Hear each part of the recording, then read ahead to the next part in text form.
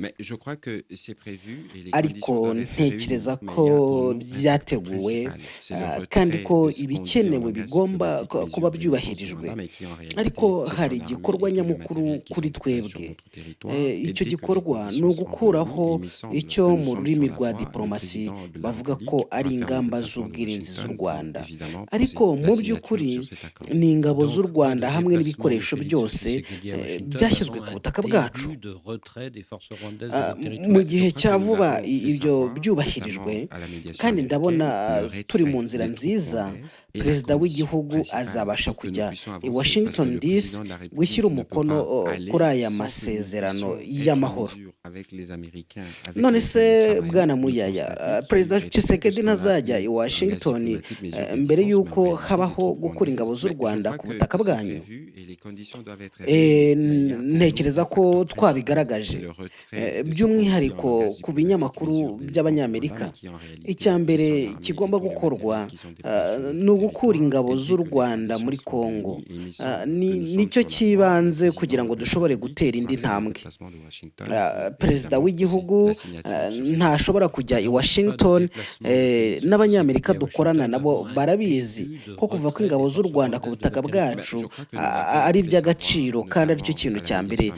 américaine, le retrait dushaka, des troupes kandi rwandaises est la kuva ku condition butaka principale bwacu pour que nous puissions mu avancer. by'ukuri Parce que le n'ibyabo président de la byose République ne nicyo peut kintu pas dushyize aller imbere.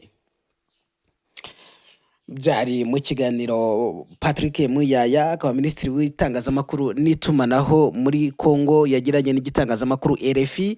Ahangaha yasobanuraga impamvu Tshisekedi atagiye i Washington DC kuri uyu wa kane guhuriraho na Perezida Kagame kugira ngo bashyire umukono ku masezerano y'amahoro hariya muri Amerika. Gusa ku rundi ruhande, minisitiri w'ububanyi n'amahanga w'u Rwanda, Ambasaderi Olivier Nduhungirehe, yahise anyomoza Muyaya avuga yuko ibingibi atangaje atari byo, ahubwo Leta Zunze Ubumwe za Amerika arizo zafashe icyemezo cyo kwimura ibi biganiro ndetse n'isinywa ry'amasezerano cyane cyane mu by'ubukungu.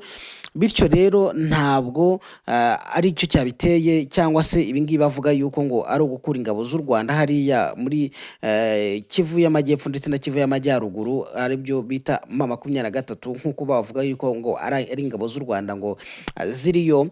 Ntabwo aricyo cyabiteye, ahubwo ngo impande zombi uko ari eshatu zizumvikana ku yindi tariki zizahuriraho, hanyuma habe hasinywa andi masezerano. Ibi nabyo tuba tugomba kubibagezaho kugira ngo mwumve icyabiteye. Muyaya avuga yuko ari ugukura ingabo z'u Rwanda ku butaka bwa Kongo bituma aya masezerano adasinywa.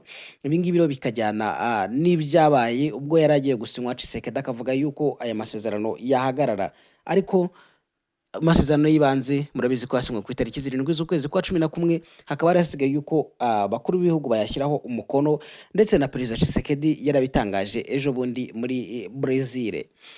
Reka rero tudatinze dukomeze n'andi makuru. Tubafitiye inkuru ikomeye cyane iturutse Uvira, harimo kumvikana amasasu menshi cyane.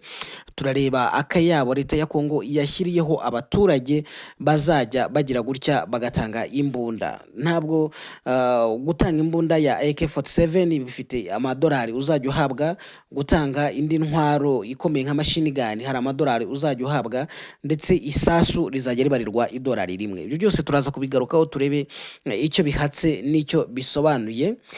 Reka rero dutangire aya makuru yacu nyirizina turuhera muri Uvira. Uvira aka ni agace gaherereye muri Kivu y'Amajyepfo hafi ya Bukavu, ndetse ni agace bigaragara ko karimo ingabo ziremereye cyane cyane ingabo z'u Burundi, harimo ingabo za FARDC, harimo Wazarendo, harimo abacancuro, ndetse bivugwa yuko ari kamwe mu gace n'u Burundi ejo bwatangaje yuko bushaka yuko aka gace katari buze gufatwa kubera impamvu zitandukanye z'ubukungu ku gihugu cy'u Burundi, kubera impamvu zitandukanye z'umutekano ku gihugu cy'u Burundi, ndetse n'ibindi byose badashaka yuko iyo Uvira ifatwa. Hakaba haragiye hashyirwaho brigade cyangwa n'uburinzi bukomeye cyane kugira ngo Uvira itazafatwa. Kuri ubu rero muri uyu mujyi wa Uvira ikintu kirimo kuvugwa none ahangaha, harimo haravugwa urusaku rw'amasasu menshi cyane ruri kumvikana mu mujyi wa Uvira.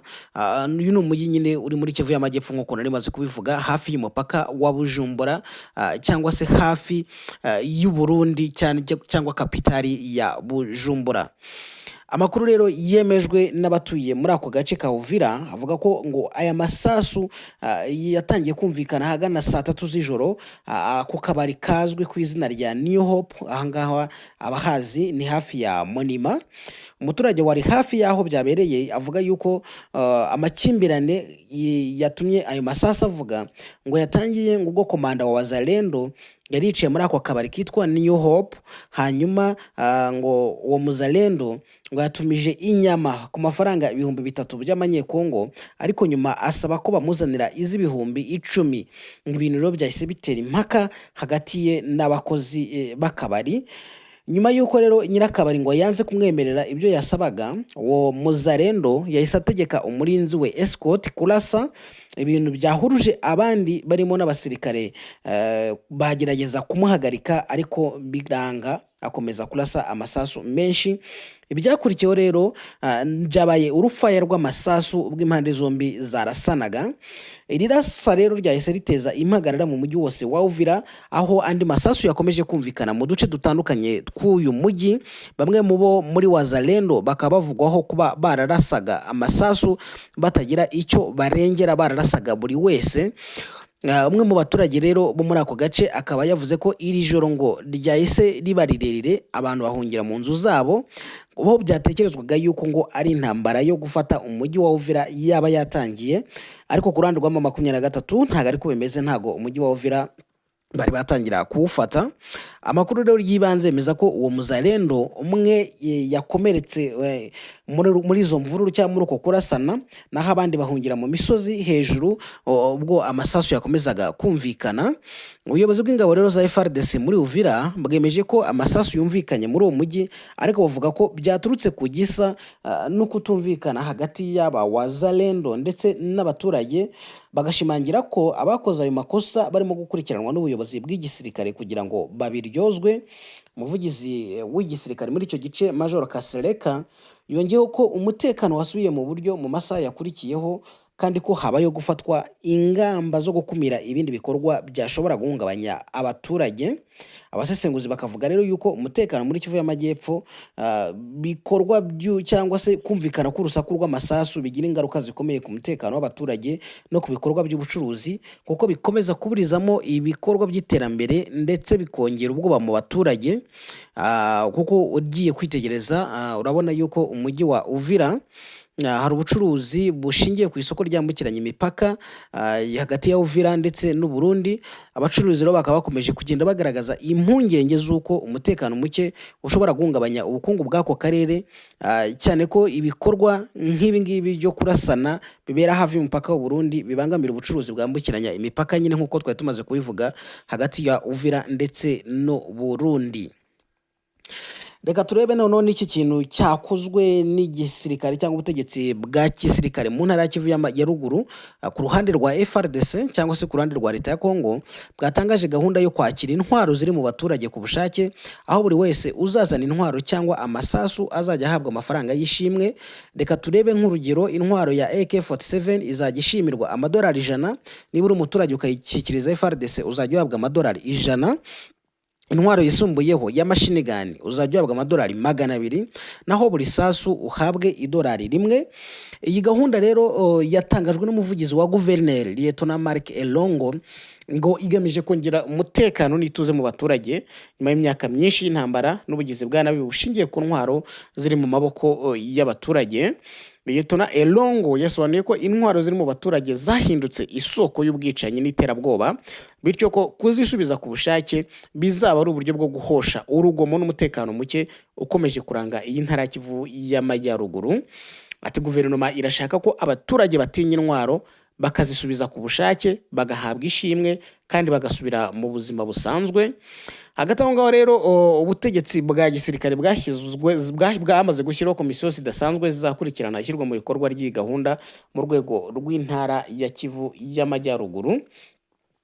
hari kondisiyo ariko ziriho. Abifuza gutanga intwaro mu ibanga bashobora kwegera abayobozi b'umutekano bakabafasha kuyishyikiriza komisiyo batigeze bagaragara.